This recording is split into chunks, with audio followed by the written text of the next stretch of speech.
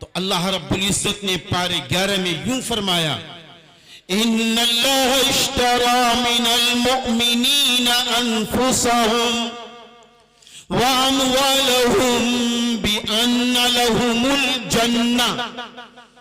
यकीनन ईमान वालों की जान, ईमान वालों का माल अल्लाह ताला ने जन्नत के बदले में खरीद लिया।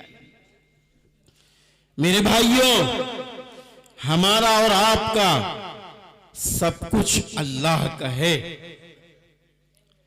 हम धोखे की जिंदगी में ना पड़े।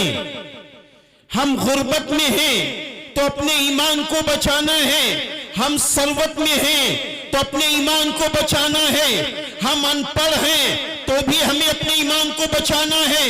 हम पढ़े लिखे हैं तो भी हमें अपने ईमान को बचाना है। हम दुनिया में इज्जत वाले हैं तो भी हमें अपने ईमान को बचाना है। हम दुनिया में जिस हाल में भी हों, हमें आपको अपना ईमान बचाना होगा। और खास करके आज के दौर में